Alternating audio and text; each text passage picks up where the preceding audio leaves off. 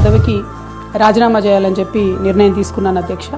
దాన్ని తమరు యాక్సెప్ట్ చేయాలని ఫ్లోర్ ఆఫ్ ది హౌస్లో అడుగుతా ఉన్నాను అధ్యక్ష. అదేవిధంగా అధ్యక్ష, తమరికి తెలుసు అధ్యక్ష, నేను గత 20 సంవత్సరాలుగా ప్రజా జీవితంలో ఉన్నటువంటి వ్యక్తిని. లక్ష్మీ నరసింహస్వామి మా ఇంటి దేవుడు అధ్యక్ష. ఆ లక్ష్మీ నరసింహస్వామి మీద ప్రమాణం చేసి చెప్తా ఉన్నా అధ్యక్ష. ఒక మహిళగా నాకు 2 కొడుకులు ఉన్నారు అధ్యక్ష. వాళ్ళిద్దరి మీద ప్రమాణం చేసి చెప్తా ఉన్నాను, నాది ఆస్తుల పంచాయతీ కాదు అధ్యక్ష, నాది ఆత్మగౌరవం పంచాయతీ. నేను ఏ విషయమైనా, ఉద్యమకారుల విషయమైనా, బీసీల విషయమైనా, మహిళల విషయమైనా ఏదైనా నిలదీసి అడిగినా అధ్యక్ష, రేపు కూడా అడుగుతా అధ్యక్ష.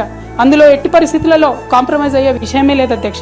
తనది ఆస్తుల పంచాయతీ కాదని ఆత్మగౌరవ పంచాయతీ అని శాసన మండలిలో కన్నీటి పర్యంతమయ్యారు కవిత. పార్టీలో 10 ఏళ్లుగా తనపై జరిగిన కుట్రలను బయటపెట్టారు. ఆస్తుల కోసమే తాను బయటకు వచ్చాననే హరీష్ ప్రచారానికి తెరదించుతూ తనది ఆత్మగౌరవ పోరాటమని క్లారిటీ ఇచ్చారు కవిత. పార్టీలో జరుగుతున్నటువంటి అవినీతి అధ్యక్ష, ప్రభుత్వంలో జరుగుతున్నటువంటి అవినీతిని ఎప్పటికప్పుడు నేను వారి దృష్టికి తీసుకెళ్లడం జరిగింది అధ్యక్ష. అమరజ్యోతి నుంచి మొదలు పెట్టుకుంటే అధ్యక్ష, అంబేద్కర్ విగ్రహం దగ్గర నుంచి మొదలు పెట్టుకుంటే అధ్యక్ష, సెక్రటేరియట్ నుంచి మొదలు పెట్టుకుంటే అధ్యక్ష, కలెక్టరేట్లలో కూడా తీరని అవినీతి జరిగిన మాట ముమ్మాటికి వాస్తవం అధ్యక్ష.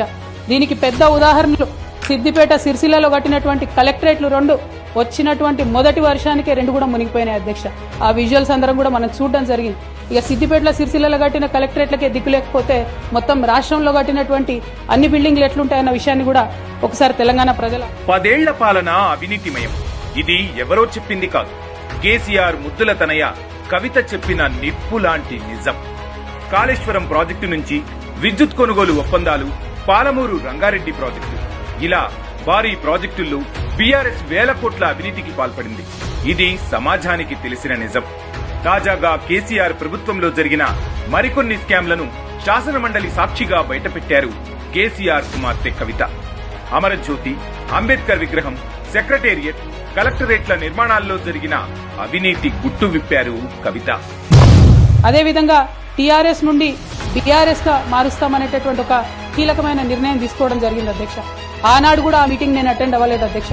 నేను ఒప్పుకోలేదు, ఈ పేరు మార్పుకు ఒప్పుకోలేదు, నేషనల్ పాలిటిక్స్ లోకి వెళ్లడం కూడా నేను ఒప్పుకోలేదు అధ్యక్ష. అంటే ఒక మాట అధ్యక్ష, ఇట్లాంటి హౌస్ లో చెప్పొచ్చో లేదో గానీ తెలంగాణలో ఏం పీక్ కట్టలు కట్టినామని నేషనల్ పోయి చేస్తాం అధ్యక్ష. మనం ఎన్ని పనులు మిగిలినాయి అధ్యక్ష తెలంగాణలో చేయాల్సినవి? 2 పెద్ద రివర్స్ లో, ఒక పక్క గోదావరి, ఇంకో పక్క కృష్ణ, 1,89,000 కోట్లు ఖర్చు పెట్టినాం అధ్యక్ష. కొత్తగా ఇచ్చిన ఆయకట్టు ఎంత అంటే 14 లక్షల ఎకరాలు అధ్యక్ష. 1,89,000 కోట్లు అంటే ఎంత అధ్యక్ష? 1,00,000 కోట్లు ఖర్చు పెడితే 20 లక్షల మంది పేద ప్రజలకు ఇంటికి 5 లక్షలు వేసుకున్నా 20 లక్షల మందికి పేద ప్రజలకు ఇల్లు ఇవ్వచ్చు అధ్యక్ష మనం. కానీ 1,89,000 ఖర్చు పెడితే అధ్యక్ష, జరిగింది ఎవరికి, ఒరిగింది ఎవరికంటే ఒక వ్యక్తి 1989లో కంపెనీ పెట్టుకున్న ఆయన మన తెలంగాణ వచ్చిన తర్వాత ఫోర్బ్స్ జాబితా ఉంటది అధ్యక్ష, దాంట్లో 45వ స్థానం ఒక కాంట్రాక్టర్ దక్కించుకున్నాడు అధ్యక్ష. అంతకుమించి జరిగింది ఎవరికి ఏం లేదు అధ్యక్ష. ఇల్లు లేని పేద ప్రజలకు ఇల్లు రాలే అధ్యక్ష. కానీ ఆ కంపెనీకి మాత్రం 1,02,666 కోట్ల విలువైన ప్రాజెక్టులు ఒకటే కంపెనీకి పోయింది అధ్యక్ష.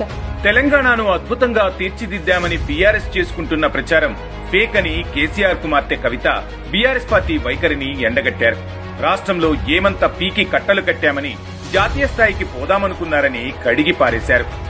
పార్టీ పేరు మార్చి తెలంగాణ పేగుబంధాన్ని తెంచి ప్రజలకు దూరమయ్యారన్న నిజాన్ని ఫామ్ హౌస్ రాచరిక పాలనను కళ్ల ముందుంచారు కవిత. డెఫినెట్ గా అవినీతి పట్ల పేరు చెప్పిన, నేను హరీష్ రావు గారి పేరు చెప్పిన, వారి టీంలో ఉన్న అందరి సభ్యుల పేరు చెప్పిన అధ్యక్ష. ఇప్పుడు కూడా చెప్తాను అధ్యక్ష. కానీ అధ్యక్ష, చెప్పిన తర్వాత తెల్లారి 2 గంటల లోపల నన్ను సస్పెండ్ చేసిండ్రు అధ్యక్ష. అదేవిధంగా అధ్యక్ష, డిసిప్లినరీ యాక్షన్ కమిటీ అన్నారు అధ్యక్ష. అధ్యక్ష, అసలు బీఆర్ఎస్ పార్టీ కాన్స్టిట్యూషన్ అధ్యక్ష, ఒక నేషనల్ లెవెల్లో పనిచేయాలనుకునే పార్టీది 8 పేజీల కాన్స్టిట్యూషన్ అధ్యక్ష. అధ్యక్ష, నిజంగా ఇవాళ నేను ధైర్యంగా చెప్తా ఉన్నా, ఆ constitution of BRS party is a joke అధ్యక్ష. ఏమి ఉండదు అందులో. అసలు పోయిన కమిటీ ఎప్పుడు వేసిర్రంటే ఎవరికి కూడా గుర్తుండదు అధ్యక్ష. నన్ను సస్పెండ్ చేసే ముందు డిసిప్లినరీ యాక్షన్ కమిటీ అని సడన్ గా రాత్రికి రాత్రి పుట్టుకొచ్చింది అధ్యక్ష. పుట్టుకొచ్చి నన్ను సస్పెండ్ చేశారు అధ్యక్ష. కనీసం నన్ను పిలవాలా, కనీసం షోకాజ్ నోటీస్ ఇవ్వాలా, పోనీ ఇవ్వలేదు. ఎమర్జెన్సీ పవర్స్ వాడి అధ్యక్షుల వారే సస్పెండ్ చేశారు అనుకుంటే, తర్వాత కనీసం ఫైనాలిటీ ఆఫ్ ద ఆర్డర్ కోసం అధ్యక్ష అపెలేట్ రూట్ తీసుకుంటే కనీసం తర్వాత ఎక్స్ప్లెనేషన్ అడగాలి అధ్యక్ష. ఎటువంటి పద్ధతి లేదు అధ్యక్ష. ఒక పార్టీ నడిపే పద్ధతి డెఫినెట్ గా ఇది కాదు అధ్యక్ష. అవసరం అనుకుంటే నేను లీగల్ గా ఛాలెంజ్ చేయొచ్చు, కానీ నేను ఛాలెంజ్ చేయను అధ్యక్ష. ఎందుకంటే ఎటువంటి పద్ధతి లేనటువంటి బీఆర్ఎస్ పార్టీ నుండి, ఎటువంటి నైతికత లేనటువంటి బీఆర్ఎస్ పార్టీ నుండి దూరం అవుతున్నందుకు ఇవాళ నేను చాలా సంతోషిస్తున్నా అధ్యక్ష. నా కుటుంబం, నా పార్టీ, నా రక్తం, నా చెమట, నేను 20 సంవత్సరాలు తెలంగాణ ఉద్యమం కోసం నేను పడ్డటువంటి శ్రమ, నేను చేసినటువంటి కష్టం గుర్తించకుండా ఒక చిన్న ఉరి తీసేవాడిని కూడా అడుగుతారు అధ్యక్ష ఈ దేశంలో. అంత మంచి దేశం మనది. అయినా కూడా సస్పెండ్ చేశారంటే చాలా సంతోషిస్తున్నా అధ్యక్ష ఇవాళ నేను. బీఆర్ఎస్ పార్టీలో ప్రజాస్వామ్యం లేదన్నది కాదనలేని నిజం. తమ అవినీతిని ప్రశ్నించిన వారిని టార్గెట్ చేసి బయటకు పంపే బీఆర్ఎస్ పార్టీ ఇప్పటికే చాలా మందిని పార్టీ నుంచి వెళ్లగొట్టింది. చివరికి కుటుంబ సభ్యులను కూడా బయటకు పంపించే సంస్కృతికి తెరతీసింది బీఆర్ఎస్ అధిష్టానం. తాను బీఆర్ఎస్ పార్టీలో జరిగిన అవినీతిని ప్రశ్నించిన 24 గంటల్లోనే కనీస వివరణ అడగకుండా సస్పెండ్ చేశారని కవిత చెప్పిన మాటలు బీఆర్ఎస్ పార్టీ నీచ సంస్కృతికి నిర్వచనమంటున్నారు మేధావులు.